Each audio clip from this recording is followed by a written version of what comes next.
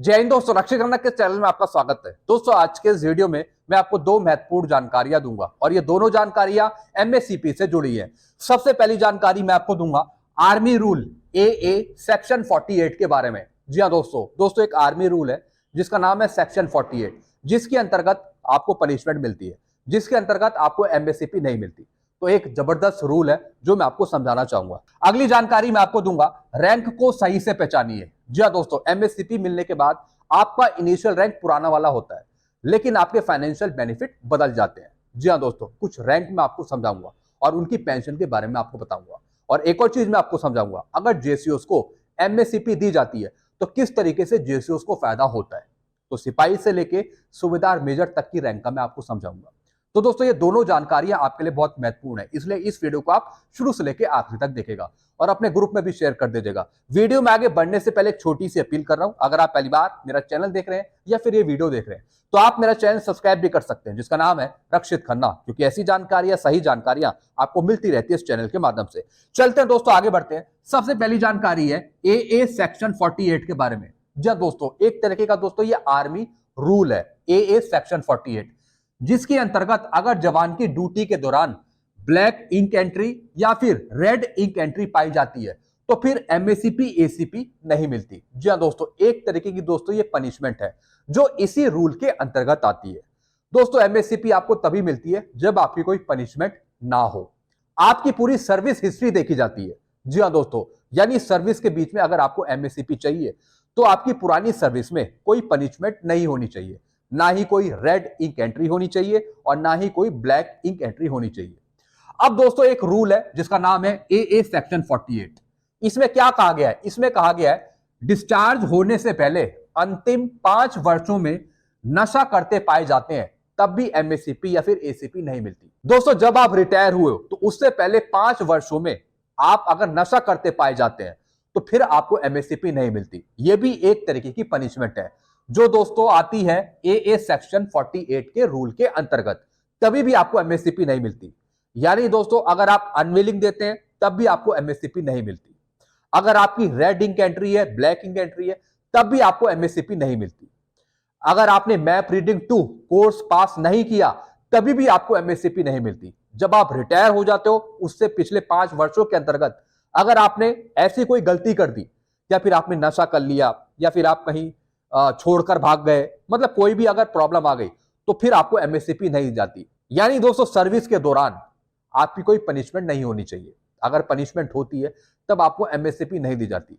हालांकि दोस्तों, इस रूल के अंतर्गत पिछले 5 वर्षों में, यानी जब आप रिटायर हुए उससे पहले 5 वर्षों के अंतर्गत अगर आप नशा करते हुए पाए जाते हैं तब भी आपको एमएससीपी नहीं मिलती। तो दोस्तों, इस रूल को आप सही से समझ लीजिए। चलते अगली जानकारी की तरफ, रैंक को सही से पहचानिए। जी हाँ दोस्तों, अब मैं आपको कुछ रैंकों का समझाऊंगा जिसके अंतर्गत आपको एमएससीपी तो मिलती है, लेकिन इनिशियल रैंक आपका वही रहता है और बाद में आपके फाइनेंशियल बेनिफिट बदल जाते हैं। जी हाँ दोस्तों, कुछ रैंक इसमें 2006 से पहले की है और कुछ रैंक है 2006 के बाद की। सबसे पहला रैंक है दोस्तों सिपाही। इनकी पेंशन है 20,463। जी हाँ दोस्तों, क्या सिपाही को एमएससीपी मिलती है? बिल्कुल मिलती है। ये सिपाही है 2006 से पहले के जो सिर्फ पेंशन ले रहे हैं 20,463। अब दोस्तों, सिपाही की भी अलग अलग कैटेगरी होती है जब उनको एमएससीपी दी जाती है, वो भी क्वालिफाइंग सर्विस के हिसाब से। जैसे दोस्तों, सिपाही 17 साल, अगर इनको एमएससीपी मिल जाती है, यानी 8 साल ये सिपाही में रहे, यानी नायक की एमएससीपी मिल गई, तो दोस्तों इनका रैंक होगा सिपाही 17 साल एमएससीपी नायक या फिर टीएस नायक। तब दोस्तों इनकी पेंशन हो जाएगी 21,488, यानी 20,463 से बढ़कर हो जाएगी 21,488। ये वो पेंशनर होंगे जो 2006 के बाद आए होंगे। तो दोस्तों, आपने यहाँ पे कैटेगरी देखी, एक सिपाही है जो 2006 से पहले आया है, 17 साल जिसकी सर्विस है, वो पेंशन ले रहा है 20,463। और वही सिपाही है 17 साल का जो 2006 के बाद आया है, उसकी दोस्तों इनिशियल रैंक सिपाही है, लेकिन एमएससीपी मिलने के बाद वो हो गया एमएससीपी नायक या फिर टीएस नायक, है वो सिपाही। इनकी पेंशन हो गई 21,488। ऐसे दोस्तों, अगर मैं सिपाही 17 साल की बात करूं तो दोस्तों फिर ये एमएससीपी हवलदार में भी आते हैं, ये भी 2006 के बाद आए। तब दोस्तों इनकी पेंशन होगी 22,476। जी हाँ दोस्तों, यानी पेंशन में वेरिएशन है। जो 2006 से पहले आए हैं उनकी अलग पेंशन है और जो 2006 के बाद आए हैं उनकी अलग पेंशन है। क्योंकि 2006 के जो बाद आए हैं उनको एमएससीपी ग्रांट करी जाती है। दोस्तों ये जितने भी रैंक हैं इनकी इनिशियल रैंक सिपाही है, इनिशियल रैंक इनकी सिपाही रहेगी, लेकिन एमएससीपी मिलने के बाद इनके फाइनेंशियल चीजें बदल गई, फाइनेंशियल इनको बेनिफिट हो गया। ऐसी दोस्तों नायक देखिए 22 साल। अब दोस्तों ये वो नायक हैं जो 2006 से पहले आए, इनकी पेंशन है 23,569, 22 साल की सर्विस में। अब दोस्तों एक और नायक है जो 2006 के बाद आए, इनकी इनिशियल रैंक नायक है, लेकिन एमएससीपी मिलने के बाद ये कहलाने लगे नायक एमएससीपी हवलदार, तब इनकी पेंशन हो गई 24,763। अब दोस्तों हवलदार का देखिए 24 साल, ये 2006 से पहले के, इनको पेंशन मिल रही है 24,763। अब दोस्तों यही हवलदार 2006 के बाद आते हैं, तब इनका इनिशियल रैंक हवलदार रहता है, लेकिन इनको एमएससीपी मिल जाती है नायब सूबेदार की, तब इनकी पेंशन हो जाती है 26,825। ऐसी दोस्तों ऑनरी नायब सूबेदार देखिए 24 साल 2006 से पहले के, इनकी पेंशन है 25,738। और यही ऑनरी नायब सूबेदार 2006 के बाद आते हैं, तब दोस्तों इनिशियल रैंक इनकी ऑनरी नायब सूबेदार रहती है, लेकिन एमएससीपी इनको मिल जाती है नायब सूबेदार की, तब इनकी पेंशन हो जाती है 26,825। तो दोस्तों इस तरीके से आपने डिफरेंस देखा, पेंशन में बहुत सारा डिफरेंस है, और यही नुकसान हो रहा है 2006 से पहले वाले पेंशनर्स के लिए। अब दोस्तों ये तो मैंने बात करी सिपाही से लेके ऑनरी नायब सूबेदार तक की, इनको दोस्तों यहां पे एमएससीपी मिली, इनको फाइनेंशियल बेनिफिट मिला। नुकसान इन रैंकों को हुआ, नायब सूबेदार, सूबेदार को। जी हाँ दोस्तों, इन रैंक को सबसे ज्यादा नुकसान हो रहा है। रिटायरमेंट के बाद इनको ऑनरी मिली। कई नायब सूबेदार हैं जिन्होंने एक ही रैंक में 8 साल होल्ड किया है, 9 साल होल्ड किया है। कई सूबेदार हैं जिन्होंने 8 साल, 9 साल, 10 साल होल्ड किया है, लेकिन इनको फाइनेंशियल बेनिफिट नहीं मिल रहा, फाइनेंशियल अपग्रेडेशन नहीं मिल रहा। इनमें से कई रैंक ऐसे हैं जिन्हें आफ्टर रिटायरमेंट ऑनरी मिला हुआ है, लेकिन ऑनरी का बेनिफिट नहीं मिल रहा, फाइनेंशियल बेनिफिट नहीं मिल रहा। अगर दोस्तों इन रैंकों को फाइनेंशियल बेनिफिट मिलता है, तब इनकी कितनी पेंशन होगी? यानी अगर कोई नायब सूबेदार 8 साल एक ही रैंक में, तो सूबेदार की पेंशन मिलेगी। ऐसी अगर कोई सूबेदार है 8 साल उन्होंने सूबेदारी में गुजारी है, 9 साल वो सूबेदार में रहे हैं, तब उनको सूबेदार मेजर की पेंशन मिलेगी। दोस्तों ये बहुत बड़ा डिफरेंस है पेंशन में, जिसे सुधारना बहुत जरूरी है। ऐसे दोस्तों नायब सूबेदार है 28 साल के, रिटायरमेंट के बाद इन्हें ऑनरी मिली, लेकिन इनको बेनिफिट नहीं मिल रहा सूबेदार की पेंशन का, ये इनको नुकसान हो रहा है। अगर भारत सरकार की तरफ से इनको सूबेदार की पेंशन दी जाती है, यानी नेक्स्ट फाइनेंशियल अपग्रेडेशन दिया जाता है, तब इनकी कितनी पेंशन होगी?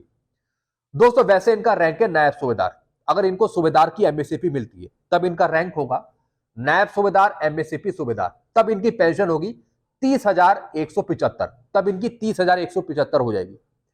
ऐसी दोस्तों अगर मैं सूबेदार का देखूं 28 साल, इनको बोलेंगे हम सूबेदार 28 साल, लेकिन अगर एमएससीपी दी जाती है सूबेदार मेजर की, तब इनका रैंक होगा सूबेदार एमएससीपी सूबेदार मेजर, तब दोस्तों 28 साल के सूबेदार की पेंशन होगी 33,750।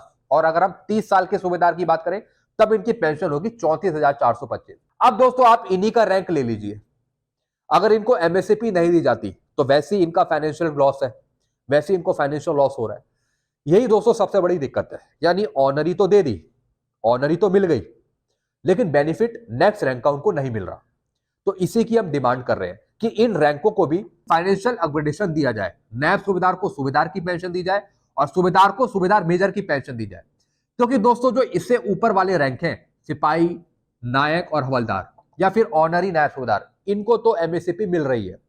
जो पेंशन 2006 के बाद आए हैं और 2006 से जो पहले आए हैं, उनको तो कुछ भी नहीं मिल रहा, ये सबसे बड़ी विसंगति है।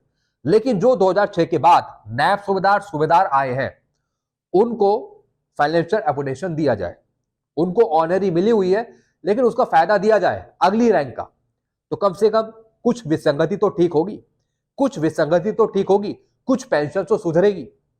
बाकी सबसे बड़ी डिमांड है 2006 से पहले आए जितने भी पेंशनर्स हैं, उनको एमएससीपी दी जाए। अगर उनको एमएससीपी दी जाती है तो वैसे ही दोस्तों पेंशन यहाँ पे इक्वल हो सकती है, वहां पे पेंशन इक्वलाइज हो जाएगी। जो पेंशनर 2006 के बाद पेंशन ले रहे हैं, उन्हीं के समान पेंशन इक्वल करी जा सकती है 2006 से पहले आए पेंशनर के लिए, अगर उनको एमएससीपी दी जाती है। तो दोस्तों ये मैंने आपको कुछ जानकारियां दी हैं, आई होप सारी जानकारी आप अच्छे से समझ होंगे। आपको कुछ पूछना हो तो आप नीचे कमेंट कर सकते हैं, ऐसी जानकारियां अक्सर आपको मिलती रहती है इस चैनल के माध्यम से। वीडियो आपको अच्छा लगता है, वीडियो को लाइक करो, इस चैनल को आप सब्सक्राइब कर सकते हैं, जिसका नाम है Rakshit Khanna. Thank you so much.